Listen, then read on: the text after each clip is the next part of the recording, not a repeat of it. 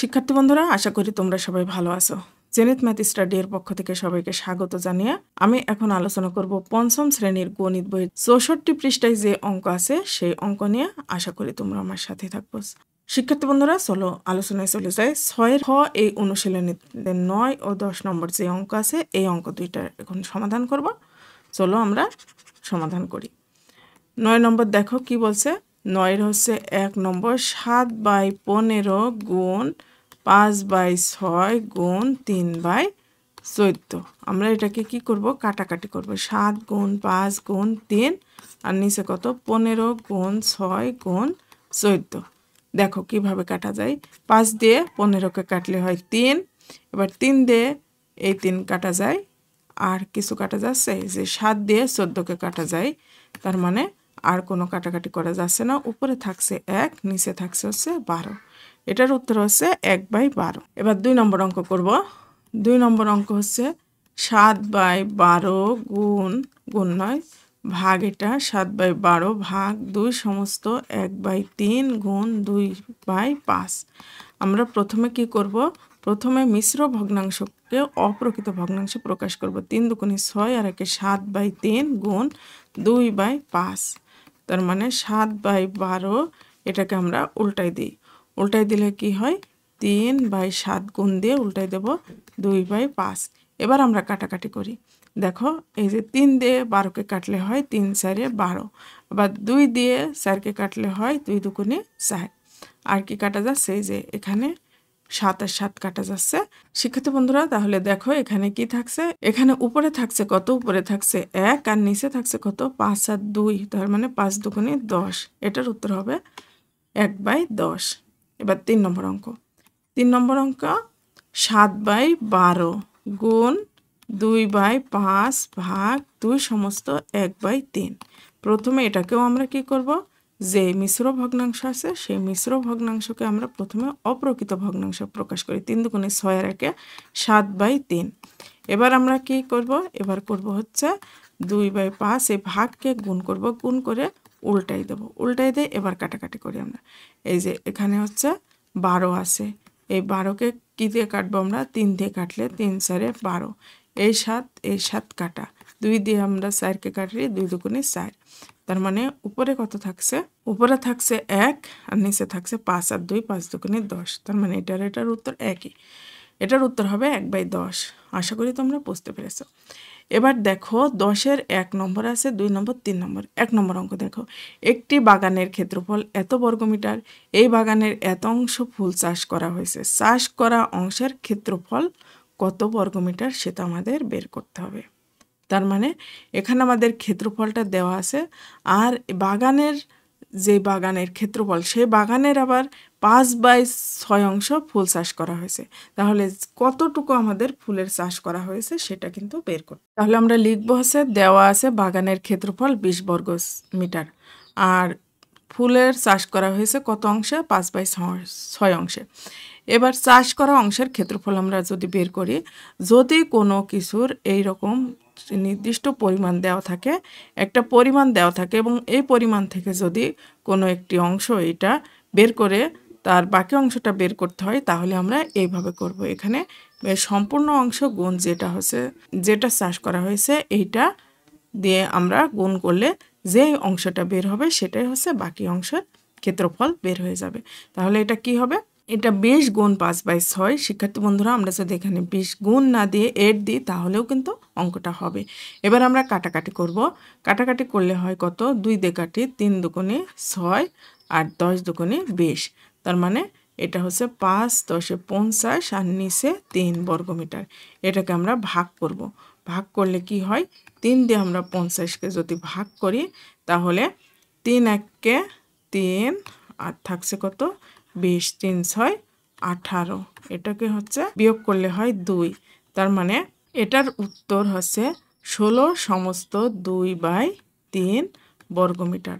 তার মানে 16 সমস্ত 2/3 বর্গমিটার অংশে সে চাষ করেছে। যে মোট যেই জমিটা ছিল তার ক্ষেত্রফল ছিল এত, এর ভিতর ফুল চাষ করেছে এত। তার মানে এর ভিতর কত অংশের সে চাষ করেছে সেটার ক্ষেত্রফল বের করতে বলেছে। তার মানে এটার উত্তর হবে হচ্ছে চাষ করা অংশের ক্ষেত্রফল হচ্ছে 16 সমস্ত 2/3 বর্গ মিটার।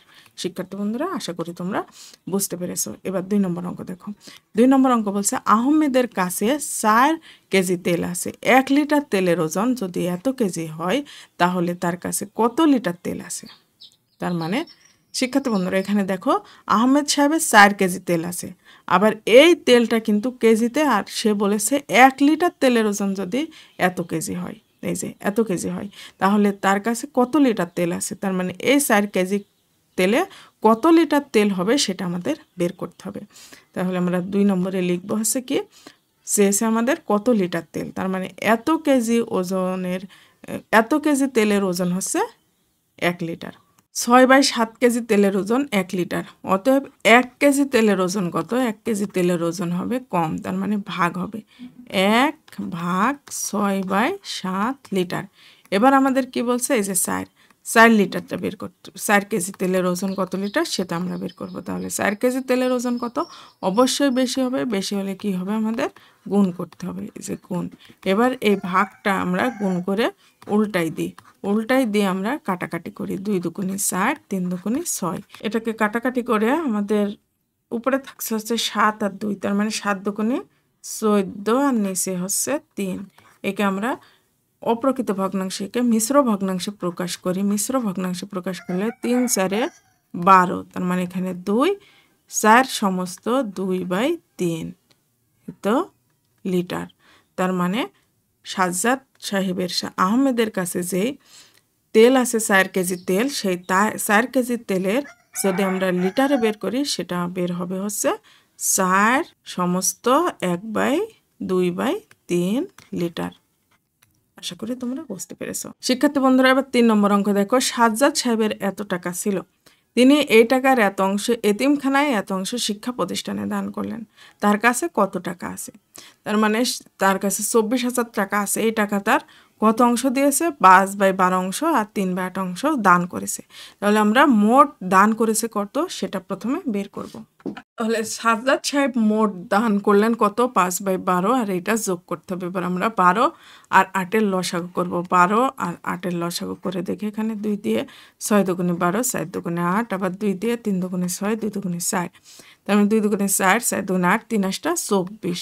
24 লসাগু হবে। 24কে 12 দিয়ে ভাগ করলে হয় 2, 5 দুগুণে 10 যোগ 3 দিয়ে 8 দিয়ে ভাগ করলে হয় 3, এই 3কে গুণ করব, 3 3কে 9, এত অংশ। এবার 10 আর 9 যোগ করলে হয় 19/24 অংশ। তার মানে সাজ্জাদ সাহেব যেই সম্পত্তি ছিল সেই সম্পত্তির কিন্তু 24 ভাগের 19 ভাগে দান করেছে। যে এই যে সম্পত্তিটা 24,000 টাকা ছিল, এটাকে আমরা ভাগ করলে হয় কত? 24 অংশ। তার মানে এই 24 অংশের ভিতর সে কয় অংশ দান করে দিয়েছে? 19 অংশ দান করে দিয়েছে। এবার 19 অংশ দান করার পরে তার কাছে অবশিষ্ট থাকলো কত সেটা আমরা বের করব। তাহলে আমরা সাজ্জাদ সাহেবের মোট সম্পত্তিটা ধরে নেব। মনে করি মোট সম্পত্তি কয় অংশ? 1 অংশ আমরা ধরে নেব। মোট সম্পত্তি 1 অংশ। এবার সে দান করলো, এই যে 19/24 অংশ দান করলো। 19/24 অংশ দান করার পরে তার কাছে কত অংশ থাকলো সেটা আমরা এখন বের করব। এখন আমরা লিখব, তাহলে তার নিকট আছে, তার নিকট বর্তমানে যেটা আছে সেটা বের করব। 1 বিয়োগ দান করলো কত? 19 আর 24, এটা অংশ। এবার আমরা এটা বিয়োগ করলে হয় 24, এখানে 24 বিয়োগ 19, এবার 19 24-এর ভিতর 19 বাদ দিলে হয় 5/24 অংশ। তার মানে 24 ভাগের 5 ভাগ সাজ্জাদ সাহেবের কাছে এখন আছে। এটা কিন্তু অংশ আছে। এবার আমরা এখানে চেয়েছে তার কাছে কত টাকা আছে। এবার টাকাটা আমরা যদি বের করি তাহলে কি লিখব?